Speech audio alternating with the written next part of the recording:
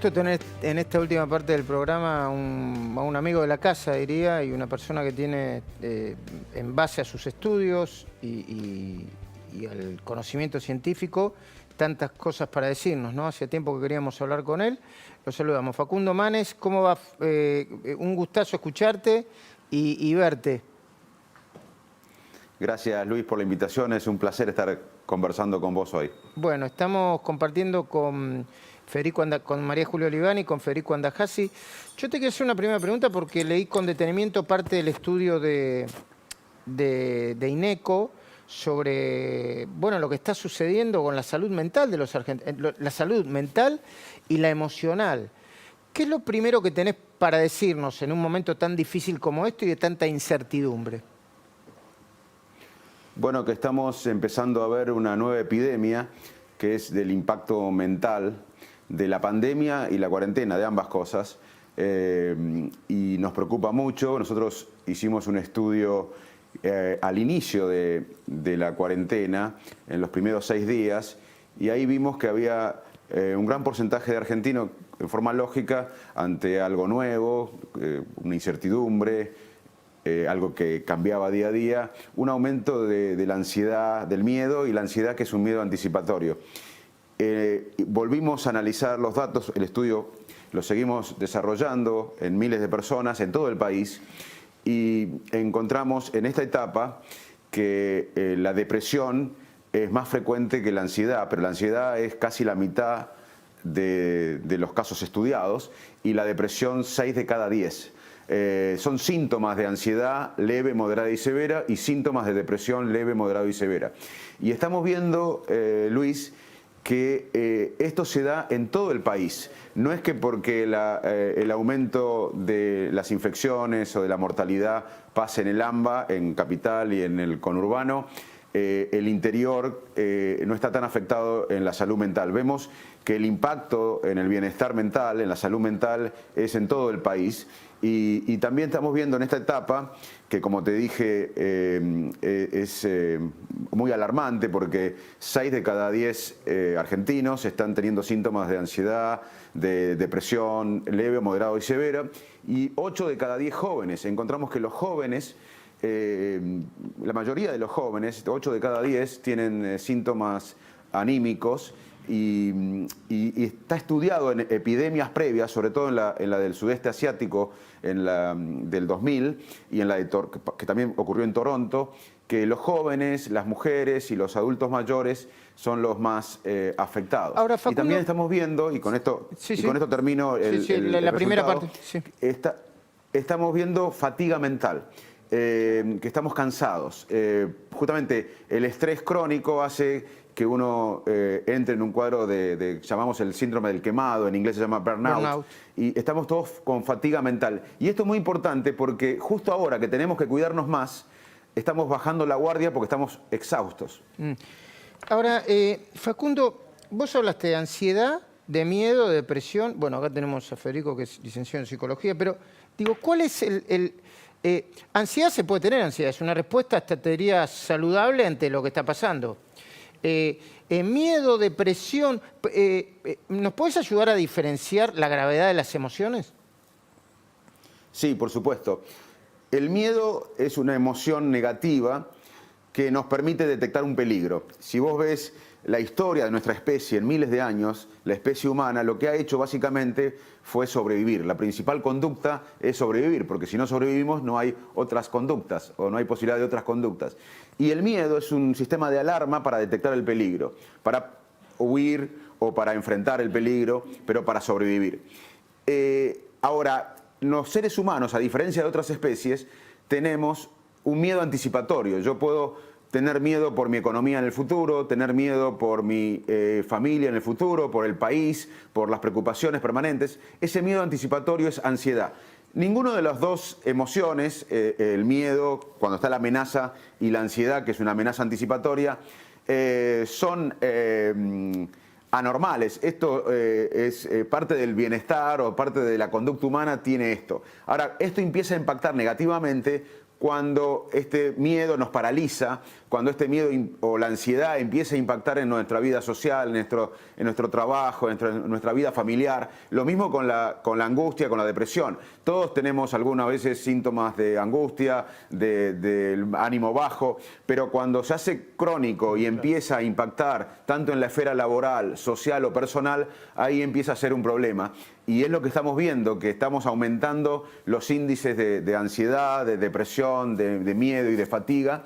Y si no hacemos nada, tenemos miedo que esto se cronifique, porque es lógico que después de una cuarentena tan extensa, de una pandemia como esta, la gente tenga un impacto mental negativo. Lo que tenemos miedo es que esto se prolongue, primero por el aspecto humanitario, porque no hay que diferenciar la salud mental de la física. La salud es una sola, hay una salud integral, y la salud mental es tan importante como la diabetes, la hipertensión o la infección. Claro. De un virus. Entonces la salud es una sola y la salud mental es parte de la salud. Y estamos viendo que si bien es normal que ante desastres como este o escenarios como este haya aumento de estrés y ansiedad, si no hacemos nada, si no hacemos tanto nosotros como las autoridades, esto se puede cronificar. Y el impacto puede ser humanitario y también económico, porque aunque arreglemos, recién hablaban de la deuda, aunque arreglemos la deuda, aunque en el futuro intentemos que vengan inversores, ambas cosas que son todavía no resueltas, si tenemos una sociedad que está quemada, si está angustiada, si está ansiosa, con estrés crónico, va a ser difícil recuperarnos también. Entonces, no es solo un problema humanitario, sino es un problema social y también económico. Facundo, María Julia te saluda, ¿cómo estás? ¿Qué pasa? Hola, María cuando Julia. solíamos subirnos a los aviones nos decían que si había una turbulencia, primero nos pongamos la máscara nosotros y después a nuestros hijos, ¿no? Para protegerlos. ¿Cómo podríamos, una sociedad que está tan estresada, enseñarle a sus hijos, por ejemplo, a superar esta situación de una manera resiliente? ¿Qué instrumentos se podrían usar? Bueno, es importante la palabra resiliente que usaste, porque si uno estudia catástrofes o crisis que sucedieron en la humanidad, uno ve que una parte importante de la población logra, más allá de todo el sufrimiento, el dolor que se atraviesa, salir más fortalecido. La resiliencia es una conducta humana que nos permite atravesar un problema, enfrentarlo, atravesar y salir fortalecidos. Y uno ve que ante desastres, crisis anteriores, una parte de la sociedad sale fortalecida y resiliente. ¿Pero qué podemos hacer? Bueno, podemos hacer muchas cosas, sobre todo los jóvenes, que son uno de las poblaciones de riesgo en esta situación en lo que refiere a la salud mental. Primero, escucharlos genuinamente, hablar con ellos, que expresen sus emociones, también que hagan ejercicio físico, que no estén todo el día mirando noticias acerca de los muertos, de los contagios, porque eso aumenta la sensación de probabilidad de enfermarse gravemente, más de la que realmente tienen, de la probabilidad que realmente tienen. ¿Por qué? Además, ¿Por qué? nosotros podemos hacer... Perdón, ¿por qué esto último, Bueno, Facundo? Porque, o sea, uno se amanija y se termina, o sea, la mente termina doblegando al cuerpo. Mirá, es importante que vos me hayas detenido en esto, Luis, porque uno en estas situaciones ve muchas conductas humanas que podemos explicarlos desde la ciencia. Una es esta, que se llama, la que vos detectaste y me paraste para explicar, que se llama negligencia de la probabilidad. Te lo explico. Si yo tengo 51 años y antes de la pandemia justo me hice un chequeo donde trabajo en Favaloro anual, y la verdad que me dio bien. Entonces, yo tengo 51 años y estoy bien de salud. Yo veo la estadística, la probabilidad de que yo me enferme gravemente y me muera es mínima. Tengo más posibilidades de morirme, que me atropelle un auto en la calle, que del coronavirus. Me puedo morir, obviamente, me puedo, digamos, en la ciencia 2 más 2 veces no es 4, pero la probabilidad de que yo a los 51 años con buena salud me enferme gravemente y me muera es mínima, aunque puede pasar, es mínima. Ahora, si yo estoy todo el día chequeando WhatsApp, mis amigos me mandan fotos de China, del norte de Italia, de Estados Unidos, de Brasil, estoy contando los muertos, veo todo el día la información y cuento los infectados. Lo que me voy a tener la sensación de que me voy a enfermar gravemente. Se llama negligencia de la probabilidad. Uno tiene negligencia de las probabilidades de enfermarse que tiene. Entonces, lo que recomendamos es... Y le baja la defensa, confiables, pero poco tiempo. Perdón, y le baja la defensa al mismo tiempo, ¿no? Bueno, el estrés crónico tiene un impacto en la defensa y otra conducta que me permito explicarla acá, ya que te detuviste en este tema, es que estamos viendo es el razonamiento motivado. Cuando los científicos que estudiamos el cerebro, vemos como gente, inclusive gente muy inteligente, incluso algunos científicos muy inteligentes, a veces actúan con razonamiento motivado. ¿Qué quiere decir esto? Que es un sesgo en donde no importa tanto la evidencia, sino importa nuestras creencias, lo que nosotros pensamos previamente a que seamos confrontados por la evidencia. Y vamos por la vida y tomando todo lo que coincide con las creencias nuestras, con nuestros prejuicios, con nuestros esquemas mentales, y vamos ignorando todo lo que no coincide. Y esto lo veo en la cuarentena sí o cuarentena no. Se ha perdido un poco el pensamiento crítico en la Argentina, en todas partes del mundo, pero en nuestro país es dramático, como, por ejemplo, gente que está a favor de un gobierno avala o no la cuarentena según la ideología que tenga, y si tuviera otro presidente quizás tendría la opción opuesta, no por la evidencia sino por los prejuicios, por los esquemas mentales. Estamos viendo esto de uno y otro lado, y la verdad que es muy triste porque la Argentina lo que necesita es un consenso, aún en la diversidad, de un proyecto de país que nos saque de la decadencia crónica. Y esta pandemia, como se ve en el cambio climático, está produciendo conductas que tienden a favorecer la polarización, cosa que no tenemos que hacer. Facundo, un placer en primer lugar hablar con vos. Esta semana Hola, Federico. ¿Cómo estás? Se retomó la actividad profesional de los psicólogos, y lo que te puedo decir desde mi propia experiencia es que los pacientes vinieron con muchísima angustia, además muy contenida. Uno tiene la impresión de que probablemente las autoridades no le dieran la importancia suficiente al daño psicológico que iba a tener todo esto. Yo te pregunto, desde las políticas públicas, ¿qué debería hacerse para tratar de contener esta angustia que uno percibe tan claramente? Es un punto clave, gracias por preguntarlo, Federico, porque nosotros podemos hacer varias cosas, las resumo. Adelanté algo con los chicos, pero básicamente seguir conectados socialmente. Tenemos que cumplir el distanciamiento físico, pero somos seres sociales y necesitamos seguir con nuestra red social conectados por la tecnología. Cumplir el distanciamiento físico, pero no desconectarse socialmente vía la tecnología, porque somos seres sociales y necesitamos estar conectados. También tener ciertas rutinas en el día aumentan la posibilidad de dar previsibilidad. En un momento de tanta incertidumbre, tener cierta rutina diaria, la misma hora para levantarse, para acostarse, para almorzar, nos da cierta previsibilidad. También, si uno cree en algo, es el momento de creer. Los sistemas de creencia son muy importantes como brújula en esta etapa. También el ejercicio físico, 1 hora en los adultos y media hora en los chicos. El ejercicio físico es el mejor ansiolítico y antidepresivo natural que tenemos. Además, tenemos que ser compasivos con nosotros. Es una época, si engordamos unos kilos no pasa nada, si no rendimos como antes no pasa nada.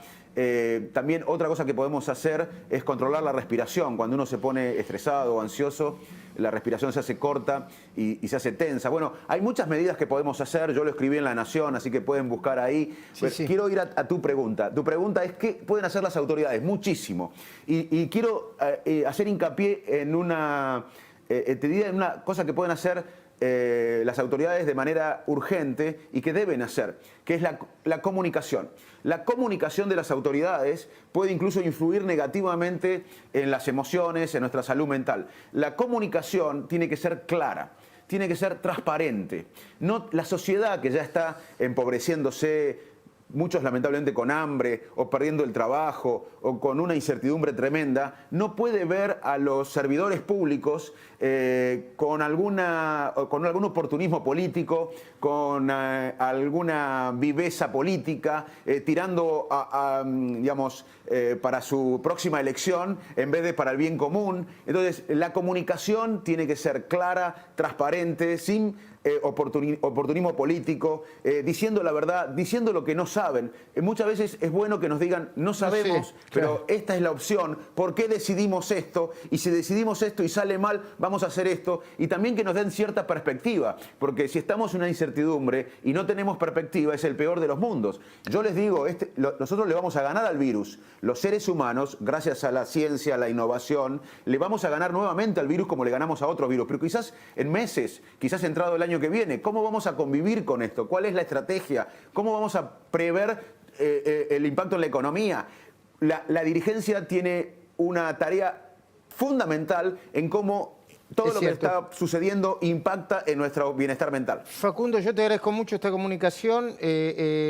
Tenemos que ir a una pausa breve para poner una notita de color lindo y optimista, que son los bebés que nacen en el COVID. Esperemos que podamos poner algunos segunditos de ese informe que preparamos con tanto amor y tanto cariño. Y yo te agradezco mucho por estas palabras, Facundo. La verdad que nos hacen bien, nos hacen bien como siempre. Te mando un saludo grande a vos, a toda tu familia, a tus niños y a todos los amigos. Muchas gracias, saludos a los tres. Abrazo Chao. enorme. Hasta luego.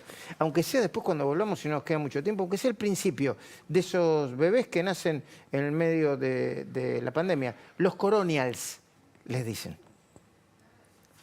Solo necesitas 100